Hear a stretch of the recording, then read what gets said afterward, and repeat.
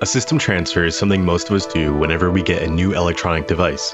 Whether it's getting a new iPhone, Android, computer, or game console, we do some sort of data transfer. Most companies wouldn't put much thought into this, as it's a process of copying data. Nintendo is different. When Nintendo released the 3DS, people such as myself had DSiWare, photos, and save data we wanted to carry forward. After all, the 3DS is backwards compatible with the DS. Here we have our first tool, the Nintendo 3DS Transfer tool. I know, a very awesome name. Nintendo had released the tool on the DSi shop on July 6, 2011, 5 months after the release of the 3DS. The 3DS had this functionality built into the main settings app. The transfer moves over Wi-Fi configuration data, photos, recordings, and all of your DSiWare. What makes this system transfer unique to Nintendo is that there isn't just a loading bar on the screen. We get to see our favorite characters transferring our data. Usually, the device-to-device transfer can take up to 20 minutes. The 3DS displayed varieties of from Pikmin 2, dismantling and carrying blocks of data from the DSi over to the 3DS. As a kid, I wasn't thinking of the technicality of how the transfer works. I just wish the Pikmin would carry my data faster. The 3DS to 3DS transfer. Both devices at this time would have the system transfer built into the OS. The animation is almost the same between DSi and 3DS, but now we include progress sections for the Pikmin where they drop off the data between 25%, 50%, and 75% flowers that we have on the ground.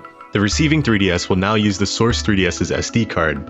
Instead of just kind of transferring all the data over the air and through the internet, we are moving an SD card from console to console.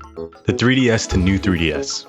The transfer process is very similar, but we have an opportunity to use a PC to expedite the transfer process. The source 3DS would move data onto the SD card inserted, and we would use a PC to move the data over to the micro SD card for the target system, and the target system will install the data after everything is moved over. Wii to Wii U. The thing I was most excited about when I got my Wii U was doing a system transfer. On November 18th, 2012, the same day the Wii U released, the Wii Shop channel had the Wii System Transfer application available to download for the virtual Wii on the Wii U. At the same time, the Wii Shop channel had the Wii U Transfer tool available to download on the original Wii. This system transfer also required an SD card and the internet, similar to the 3DS system transfer. The system transfer also featured the Pikmin are kind of running through like an airport, picking up data from a Wii terminal. Signs are directing them on which way the Wii and Wii U are, and walking them through an elaborate maze to the rocket ship, blasting off to the Wii U. The data isn't being moved directly to the Wii U, but is being moved to an SD card. The animation has personality, imagining what the inside of a Wii looks like. Blocks of personally data are falling to the ground, titles that your data is being carried through, and a giant ship at the end. It still keeps a progress bar, but this time it's Pikmin themed, full of flowers and a sign in the familiar Pikmin font. The software moves over your Wii Shop channel data, save data, Wi-Fi settings, and all of your personal Miis. The Wii U picks up where the Wii left off, asking for an SD card.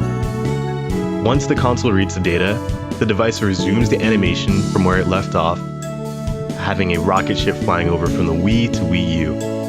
Now this time the insides look completely different. We can see strings of ones and zeros floating down another elaborate maze. I feel sorry for the Pikmin. Personally, I would get lost. The animation loops until the progress moves to about 90%. At this point, the Pikmin finally drop the data into the Wii U pool, similar to the Wii.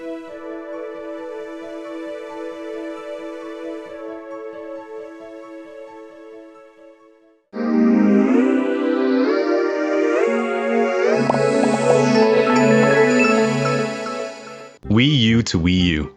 This is genuinely something I've never seen.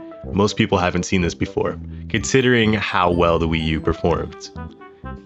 This system transfer still utilizes an SD card, but has a different animation. We are still in familiar territory that we saw in the Wii to Wii U transfer, but now there are these original characters that we've never seen outside of this. They kind of look like Monita's cousins. This animation has these cousins carrying over your system data instead of Pikmin. But this time we see a yellow cousin with a big cousin carrying a sign directing the rest. We kind of follow them around throughout this video. It's super interesting to see these characters instead of Pikmin. Hopefully in the future Nintendo will reference them, or they'll be lost in all the powered down Wii U consoles.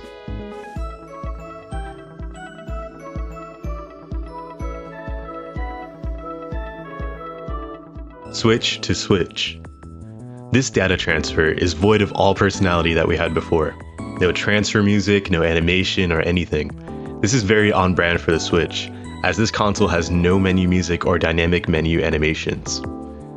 When doing this data transfer, you aren't erasing the source console. Instead, you are making a copy of the user data. Nintendo allows you to use both consoles, but one must be online to use digital purchases. Switch to Switch 2. The setup on this console features data transfer as an option before fully setting up the new device. The system transfer is built into the Nintendo Switch and Switch 2. The original Switch just needs to be on the latest software. This system transfer also allows you to prepare for a Switch 2 by backing up all of your data online. This is if you don't have the Switch 2 yet. This is a definite plus, as it can allow users to give the Switch to someone else, sell or trade it in. Doing this option, however, does reset the Switch afterwards. You also have a deadline to download your data, which is about a year from the backup.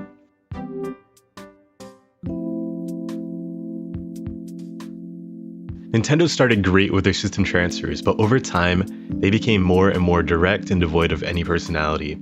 I love the music, the Pikmin, and how we got to view the progress of our data being moved. With the Wii to Wii U Transfer, you can almost imagine what the inside of your new console looks like. Instead of being more imaginative with the design and software of the console, Nintendo did things like releasing the Nintendo Switch 2 Welcome Tour, instead of something creative like Nintendo Land or even Astrobot on the PS5. Let me know what you think. Do you miss the personality of the system transfer, or do you like the quicker and streamlined process of the Nintendo Switch?